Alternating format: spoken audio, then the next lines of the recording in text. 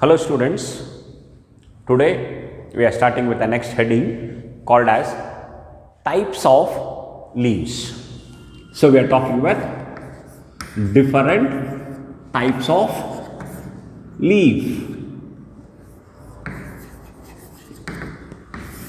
Types of leaf. First we are going to see the difference between a simple leaf and a compound leaf. First we are starting with simple leaf. So, we are going to see how we can differentiate simple leaf from a compound leaf. So, here in a simple leaf, we know that from the stem, leaf takes its origin from the nodal regions of the stem. So, in a leaf, there are three parts are there. One is called as a leaf base, followed by petiole, followed by petiole. Petiole is followed by a leaf lamina. It is followed by a leaf lamina. So, in a simple leaf, the petiole is giving rise to, the petiole is always giving rise to only one leaf lamina. So, this is one leaf lamina. So, just remember here, the leaf base is followed by a petiole and the petiole is giving rise to only one leaf lamina. Then, we always call this as a simple leaf. So, like this, there is a presence of reticulate variations are there. But here, the petiole is giving rise to only one leaf lamina is called as a simple leaf. So, here in a simple leaf, you can see the example for this is people tree leaf, hibiscus, rose, all this, ficus, bengalensis, all this are called as simple leaf. So, here I am repeating it again. In a simple leaf, you are going to search out leaf base. Leaf base is followed by a petiole. The petiole is giving rise to only one leaf lamina. Here, rachis or we call it as rachis is not present. The petiole is extended as a midrib, veins and veinlets in a leaf lamina. Hence, it is called as a simple leaf.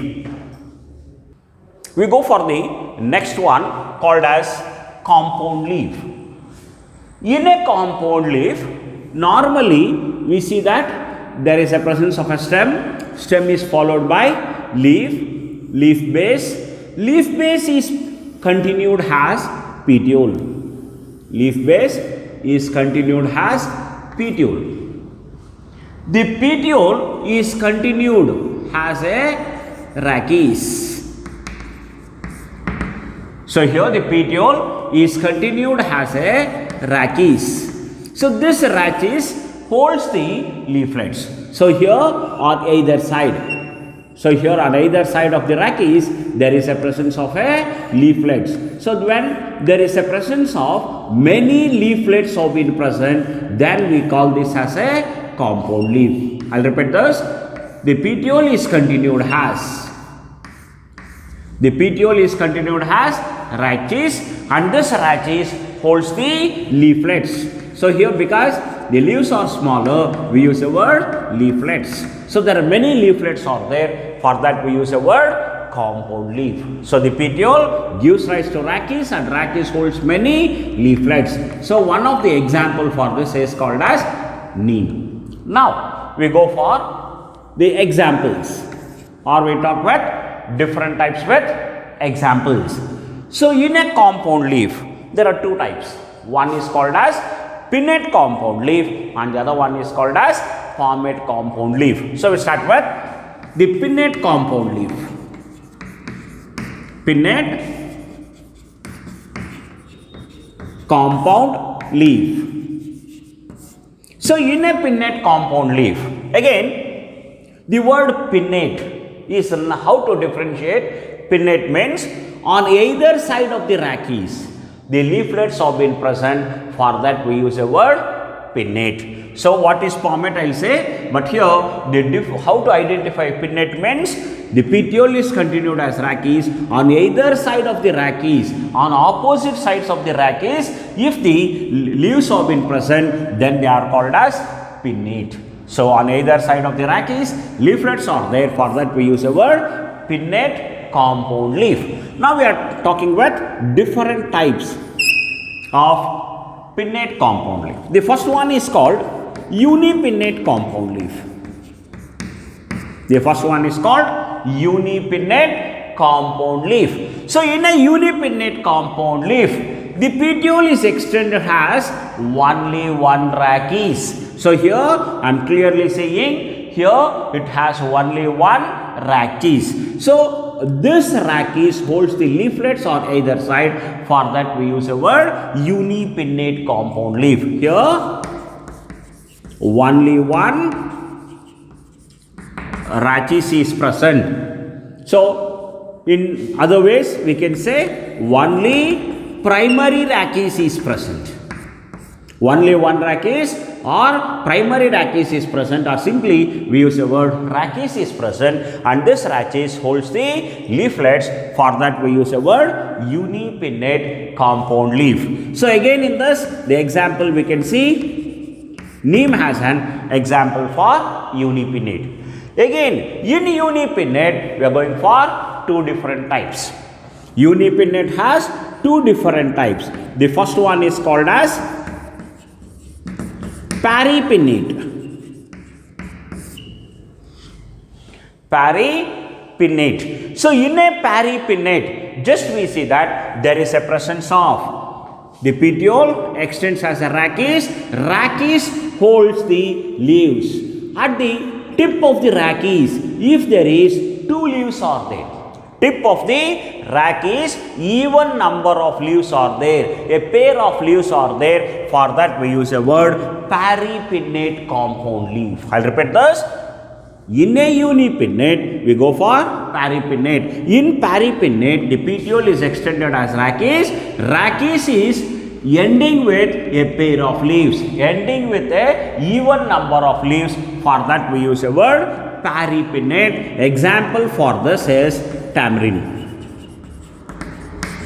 So this tamarind is called as peripinnate, unipinnate, pinnate compound leaf. So like this. So we go for the second one. The second one is called imperipinnate.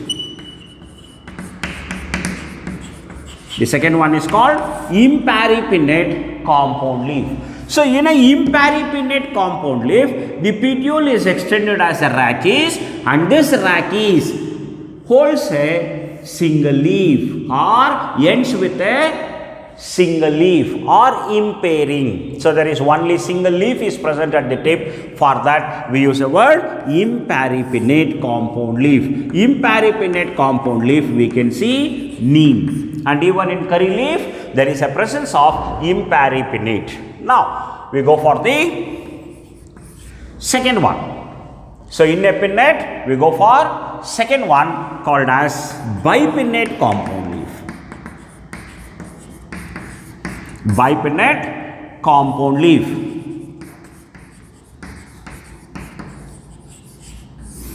So in a bipinnate compound leaf we see that there is a presence of a petiole. The petiole is extended as rachis. So just see here, the petiole is extended as rachis. So this rachis is always called as the first rachis, called as primary rachis. The main rachis is called as primary rachis. So this primary rachis is giving rise to secondary rachis. It is giving rise to secondary rachis, and this secondary rachis holds the leaflets.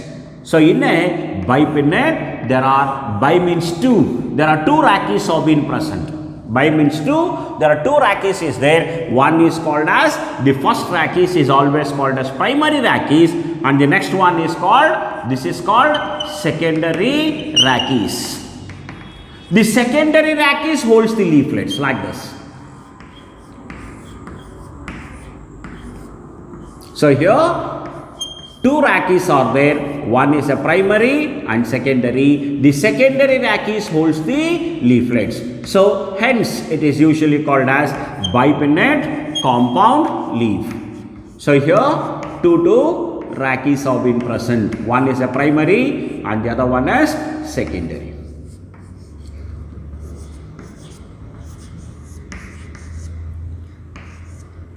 So this is bipinnate. In a bipinnate, the example for this is Mimosa pudica.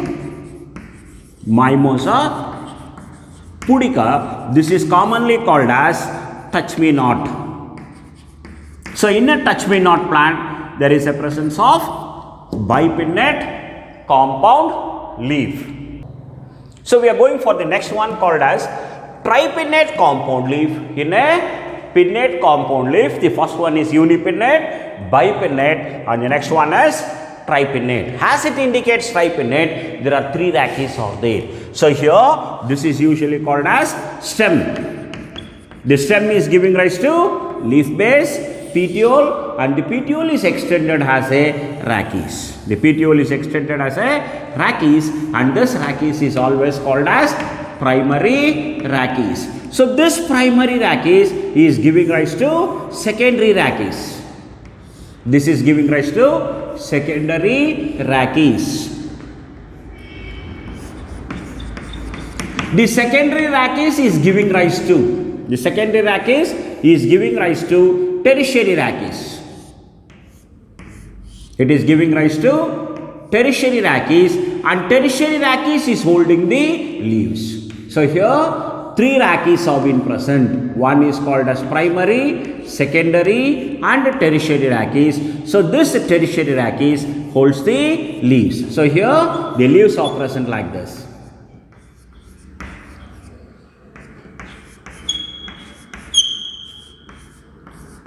So this is called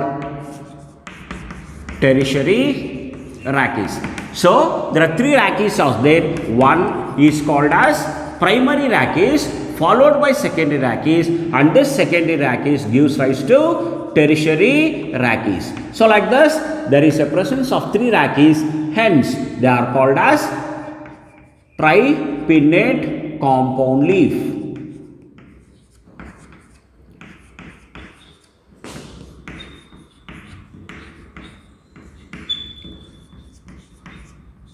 So this tripinnate compound leaf, you can see example, this is in Muranga. The word Muranga is nothing but drumstick. So we know that there is a presence of drumstick. So this is an example. Muranga, commonly called as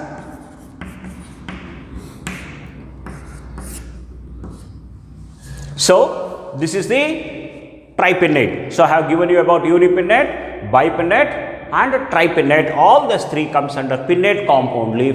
Now we step into the next one. So we go for the next one, the second one under compound leaf. First one is pinnate compound leaf. In pinnate, I have given you about unipinnate, bipinnate, tripinnate. Now we go for the second one called as palmate compound leaf or palmately compound leaf. How to differentiate palmately compound leaf from a pinnate means, as I mentioned, in a pinnate leaf, the petiole on either side of the petiole, the leaflets have been present. This is called as pinnate. Whereas in a palmate, when you take a stem, leaf base ends with a petiole. From one point of a petiole, leaves arises. One point of a leaves arises. Such type of leaves are called as palmate. So pinnate on either side, palmate, they take their origin from one particular point or the tip of the petiole. The leaves are arising. For that we use a word palmate compound leaf. Now we go for different types of palmate compound leaf. So under this, the first one is unifoliate compound leaf. Unifoliate compound leaf. In a unifoliate compound leaf, the stem has a presence of leaf base.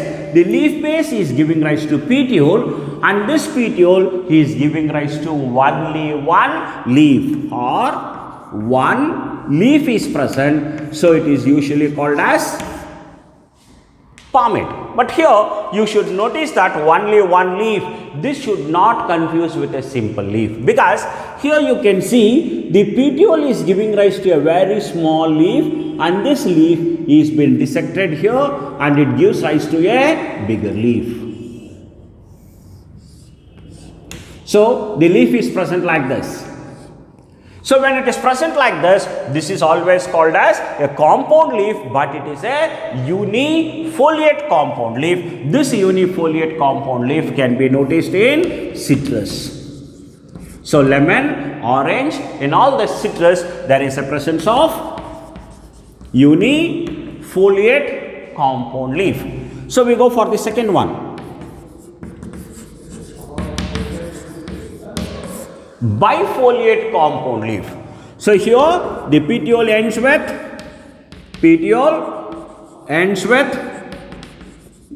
two leaves. Hence it is called as bifoliate. Here just we see that there is a presence of a stem, the leaf base, petiole. The petiole is ending with two leaves. Only two leaves have been present, hence it is called as bifoliate. Example for this is bignonia. So bifoliate example is bignonia. There is only two leaves have been present. So we go for the third one called as trifoliate. So here the petiole is ending with three leaves. The petiole ends with three leaves, so it is called as trifoliate. So here again just we see that leaf base, petiole, and this petiole is ending with three leaves. Hence it is called as trifoliate. Example for this is trifolium. Trifolium is one of the example, and the example is one more called as oxalis. So in a oxalis just we see there is a presence of three leaves like this. This is can be noticed in oxalis, and this is in trifolium. So this is called as trifoliate. The fourth one is quadrifoliate. The petiole is ending with four leaves. The petiole is ending with four leaves. This can be noticed in Marsilia. Here the petiole is giving rise to four leaves. So this can be noticed in Marsilia. And the fifth one is multifoliate.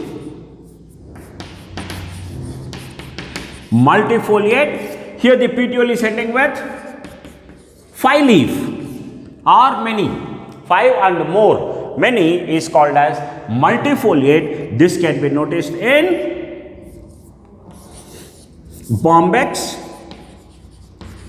bombex called as silk cotton silk, or we use a word cotton silk, or it is called as silk cotton tree. So this is bombex. So here we can see there is a presence of petiole ends with five leaves or many. So this is called as multifoliate. So like this, in a palmate there are unifoliate, lemon and orange, bifoliate, bignonia, trifoliate, oxalis, and trifolium, quadrifoliate, four leaves, Marsilia, multifoliate, more than five or five, bombex, silk cotton tree. So all these are the examples for palmate compound leaf. So we are going for the next heading called as phyllotaxy. This is important, 5 marks question. So here we are going in detail. Phyllotaxy is nothing but the arrangement of leaves. Here arrangement of leaves on the stem, or we can write on the nodal region of the stem or on the branches. Arrangement of leaves on stem is called as phyllotaxy. So here how the leaves are arranged on the stem, we are going to see this in detail. So I'll repeat this. Phyllotaxy is nothing but the arrangement of leaves on the nodal region of the stem or on the branches. So this is called as phyllotaxy. There are three different types. So we are going to start with the first one is called as alternate phyllotaxy. Alternate phyllotaxy. So in an alternate phyllotaxy, we can see only one leaf is present at the nodal region and it is alternating one nodal region to other. There is a presence of alternation of leaves have been present. So when you take this is a stem. So this is a stem. It's not a petiole or one or the other. Don't confuse.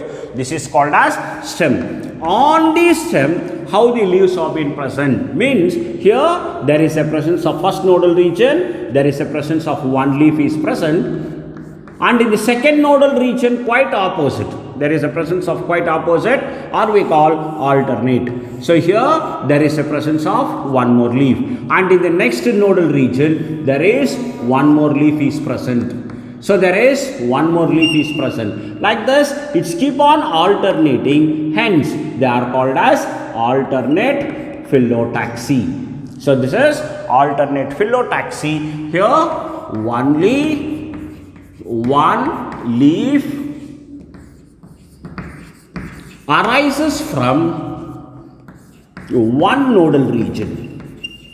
One nodal region. So this is called as alternate. So example for this, you can see hibiscus.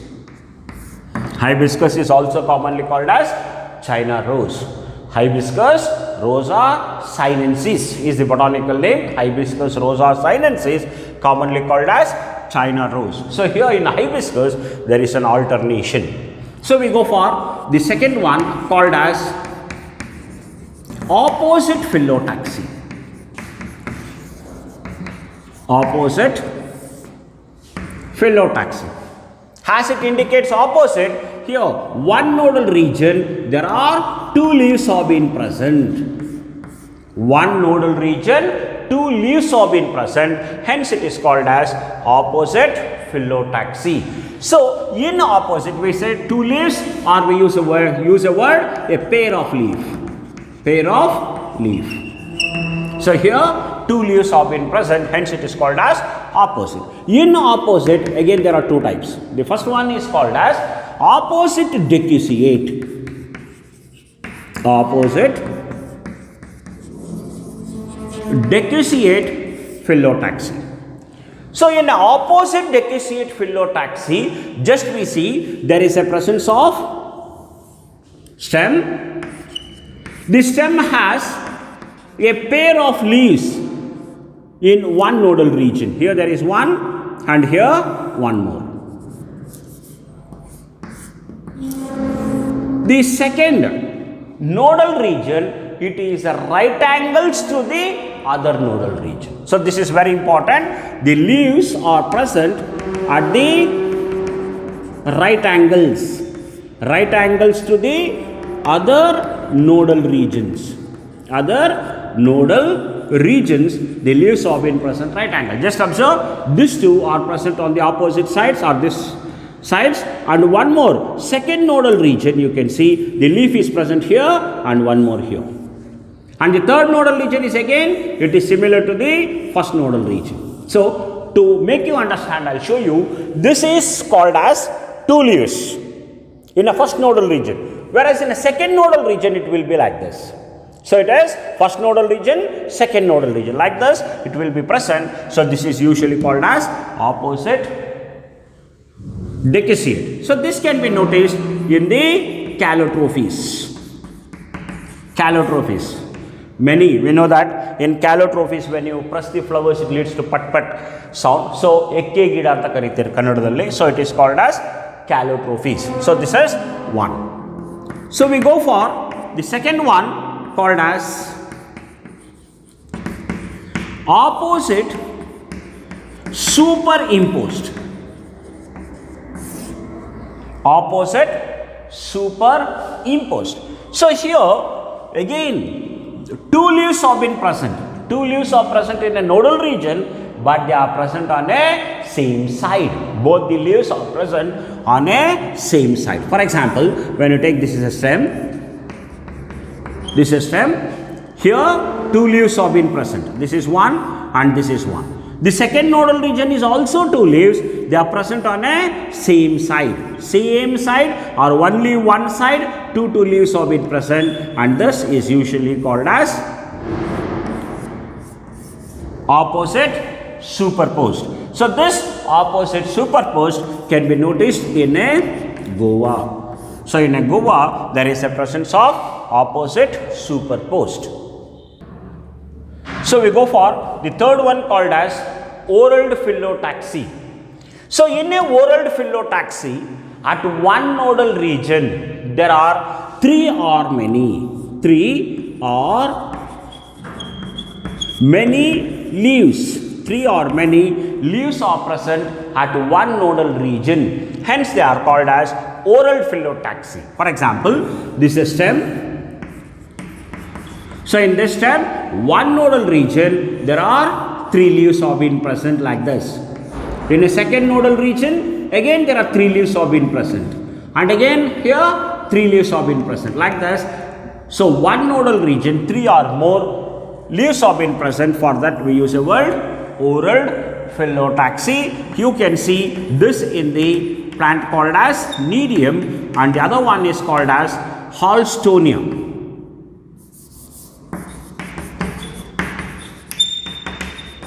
So in Hallstonia as well as Cnidium there is oral phyllotaxy. So phyllotaxy is nothing but arrangement of leaves.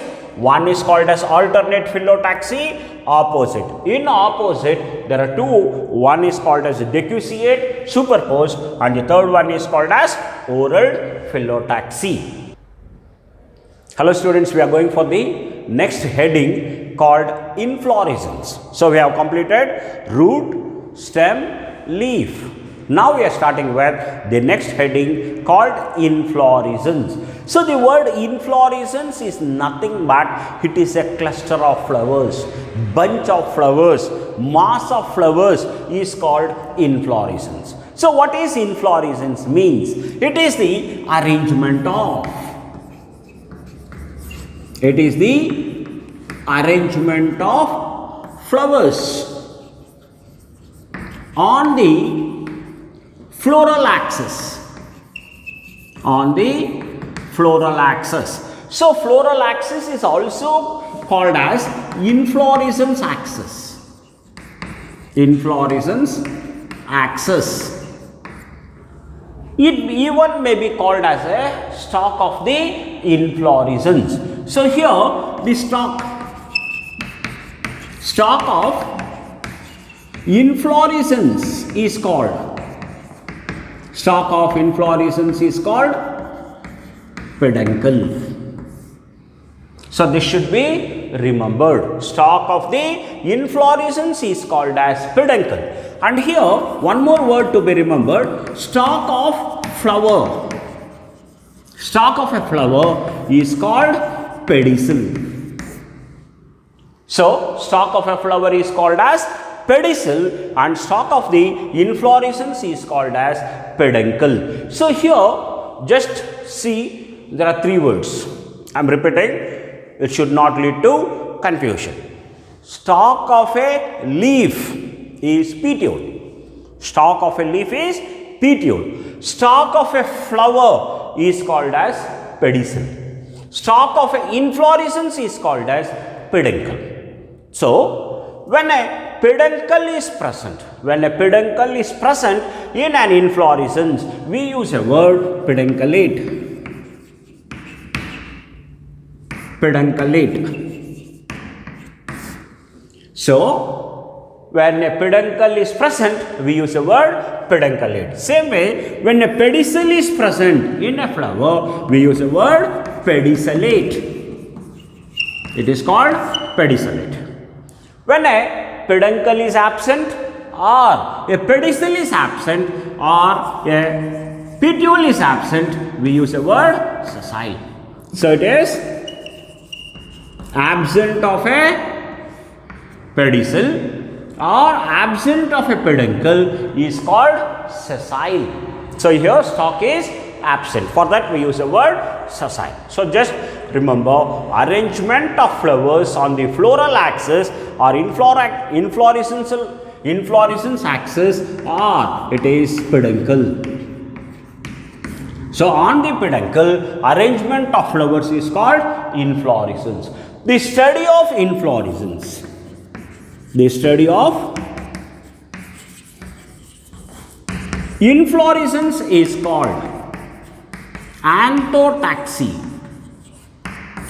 So here study of inflorescence is called as anthotaxy. Same way, study of flowers is called as anthology. So it should not confuse. Anthology, study of flowers. Study of inflorescence is called as anthotaxy. So we go for the next heading called as types of inflorescence. So normally there are three types. One is racemose, cymose, and a special type of inflorescence. But for the exam, very most important is racemose and cymose. So we are going to see what are racemose.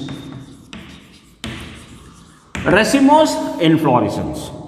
So the word racemose inflorescence, the peduncle holds indefinite number of flowers. So here the flowers are unlimited. We cannot count when the flowers are very more. So indefinite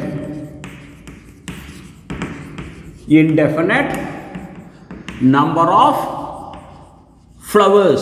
So we are unable to count the flowers. So many flowers, a bunch of flowers, clusters of flowers are present. For that we use the word racemose. And one more important point here is, you should see that the peduncle tip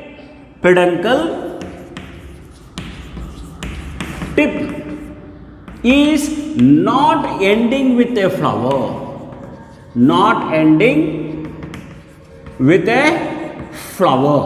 This is also a very important point to identify racemose. So here, for example, so this is stalk of an inflorescence called peduncle. Stalk of a inflorescence called peduncle. So this is giving rise to flowers.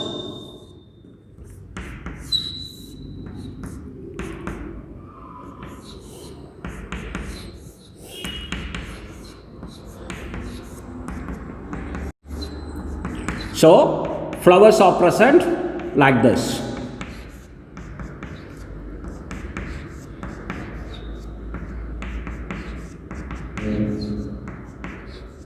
So here we see in a peduncle there are many, peduncle has many flowers, we can't count. This is indefinite.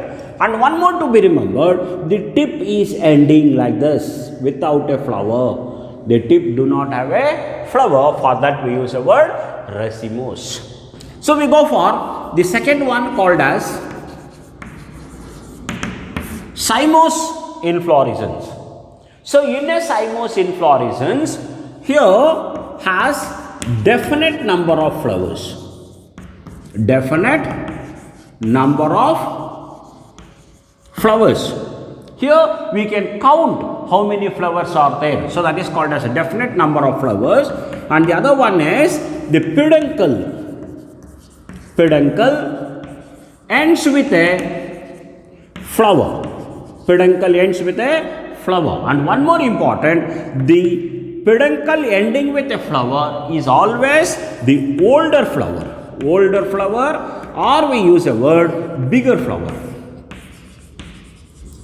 So here there is a definite number of flowers and the peduncle ends with a flower, and the tip or the end tip has the presence of older or a bigger flower. So when we go for this is called as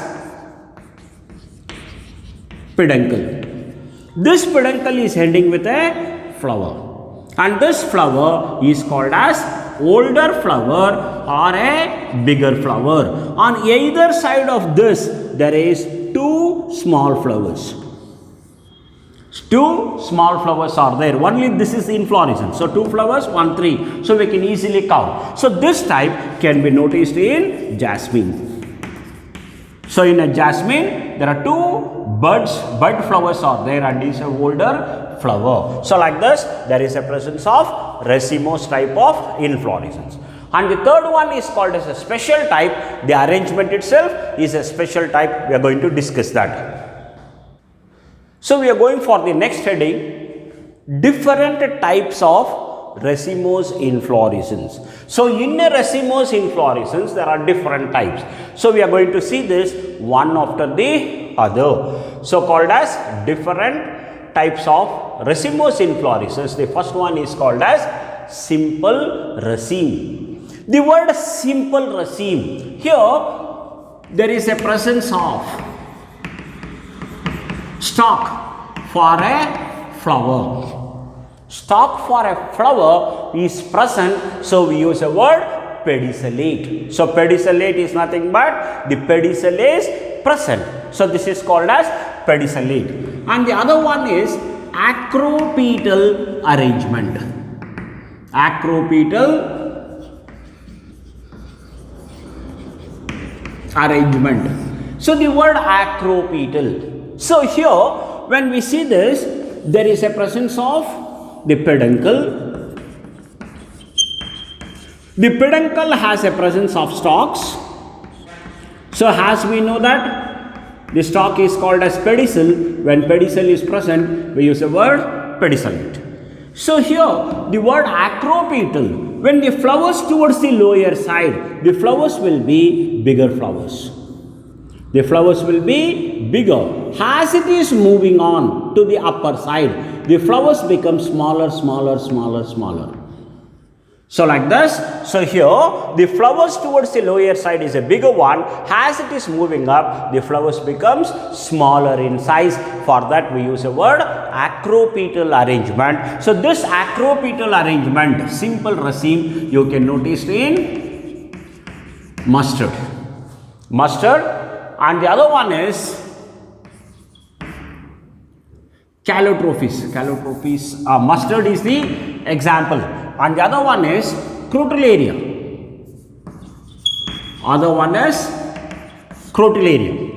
So, in a crotalaria, the flowers are boat shaped. So, I am going to discuss this when I am talking with the parts of a flower, corolla. So, here there are different types of corollas have been present, different types of petals are there. So, hence here it is in a boat shape. So, example crotalaria. So, we go for the second one called as spike. The second one is spike. So, here in a spike, just we see that here the flowers are indefinite. The flowers are indefinite and there is a presence of sessile. The word sessile, here the stalk is totally absent, the stalk is not present, hence we use a word sessile. So, example for this is Hyacranthera. So,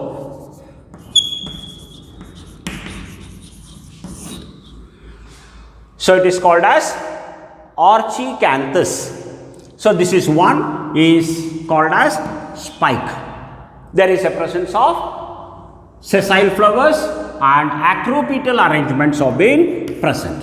And the third one is called as spadix. So, in a spadix, again here the flowers are sessile. Flowers are totally do not have a stalk, sessile.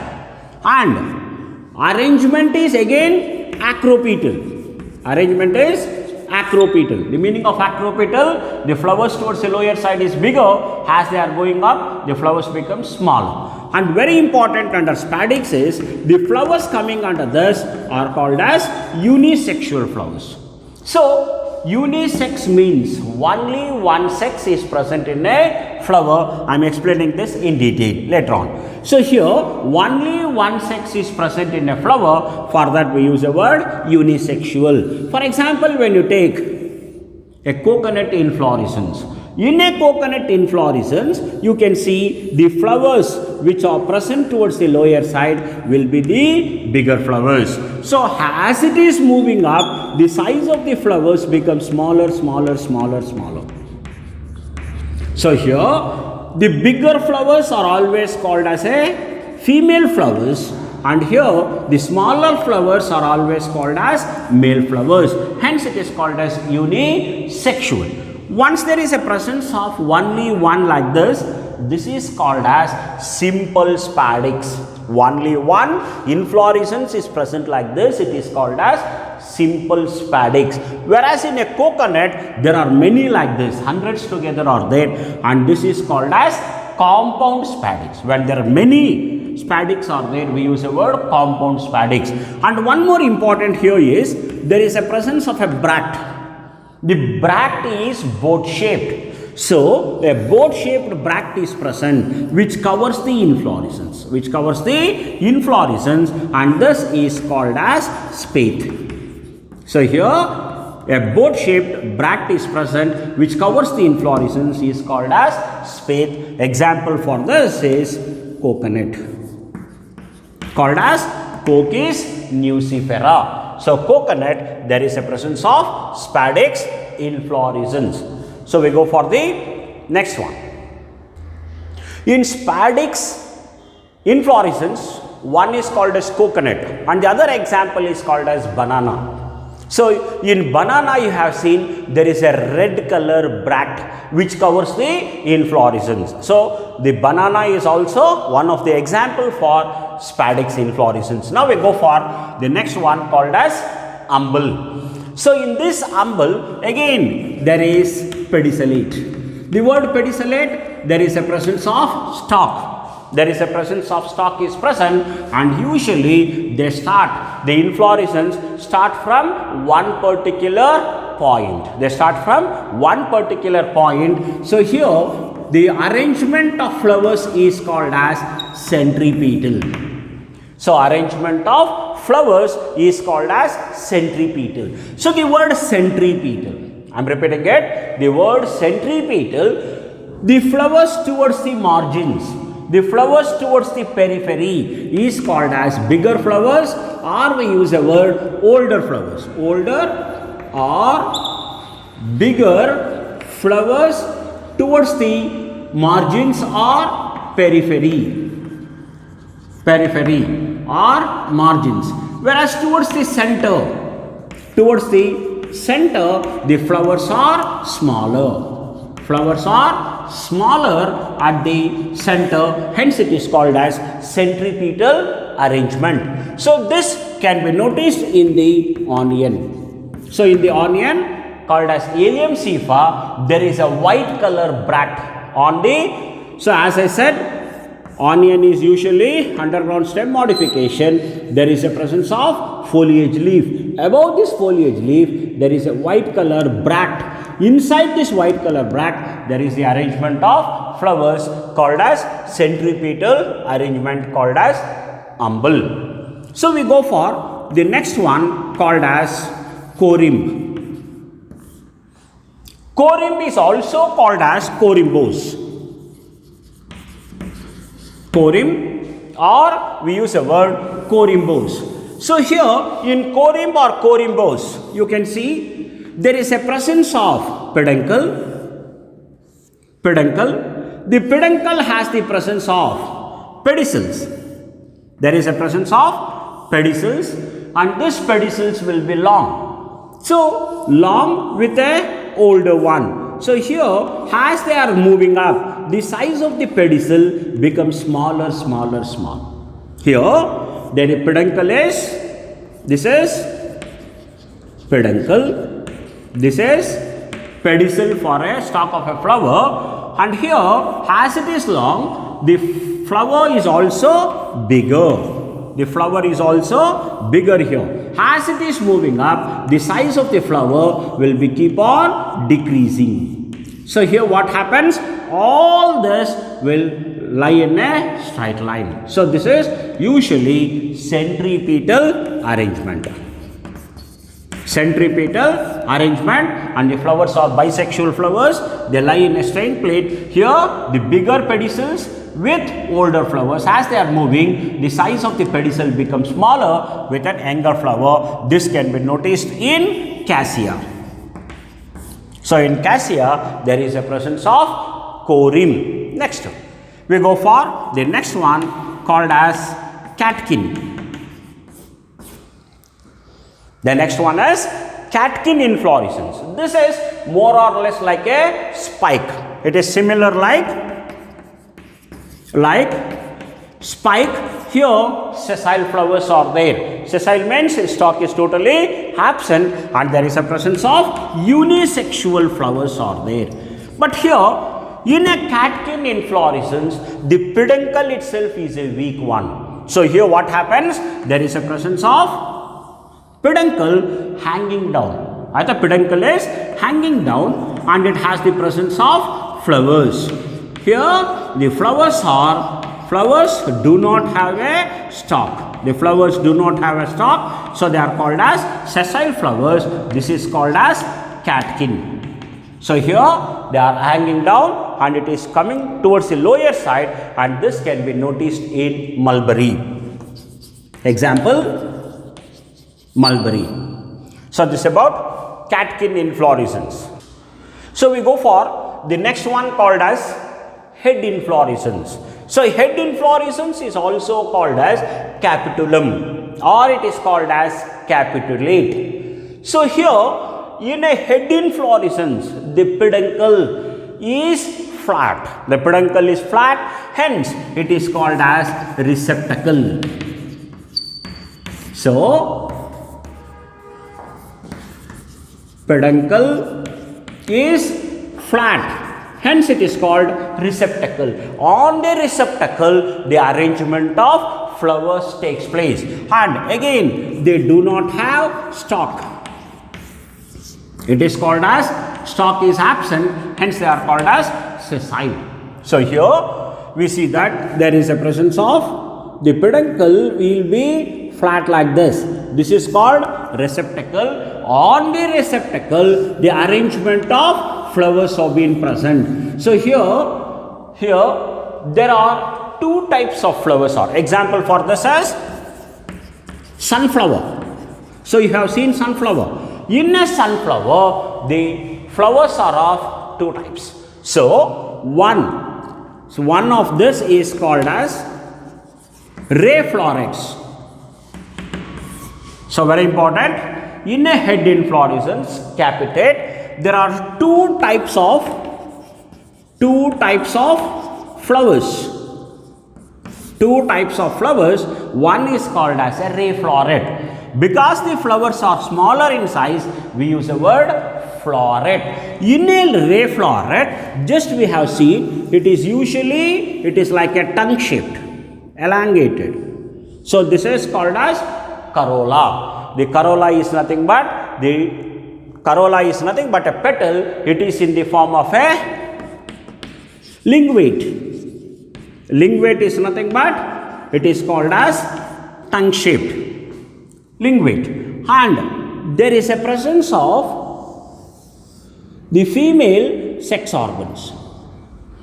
So this is ray florets, corolla, lingüate, sessile. The meaning of sessile, stalk is absent. That is called as pedicel is absent, and it is a female flower. Female flower. Here the female flower has the presence of ovary, style, and this is called as stigma. So here there is a presence of ovary and there is elongated to give rise to a style, and the stigma is curved like this. So hence it is a female flowers, and very important one more is they are zygomorphic. The word zygomorphic. Here the flower cannot be cut into two equal halves. In only one plane it gives rise to two halves. but in the other plane it never give rise to two halves. For example, when you take this flower, it can be cut like this into two equal halves. When you cut like this, it never give rise to two equal halves. Hence we use the word zygomorphic. So ray florets are sessile, female flowers, zygomorphic, and there is a presence of corolla language. So we go for second one. So second one is called as disc florets. So one is a ray floret and the other one is called as a disc floret. Here in a disc floret, here the corolla is like a tube. So here corolla is tubular. The corolla means petal. Petal is like a tubular. It is like this. Inside this, here there is a presence of male flowers. Here there is a male flowers and here there is a presence of a female flower. So here like this. Ovary, style and stigma is present inside. So here it is bisexual. Whereas here only female, unisexual. But here both the sexes are there, hence it is bisexual. Male is also present, female is also present. It is called as bisexual. And the flower is called as actinomorphic. Actinomorphic. The word actinomorphic. When a flower is cut in any plane, it gives rise to two equal halves. When we cut like this, it gives rise to two equal halves. When we cut like this, it gives rise to two equal halves. Or in any plane, it gives rise to two equal halves. Hence, it is called as actinomorphic. So, example, as I given you here, it is called as sunflower. And the other one example is called as marigold. So, in all the sunflower, marigold, there is a presence of capitulate inflorescence.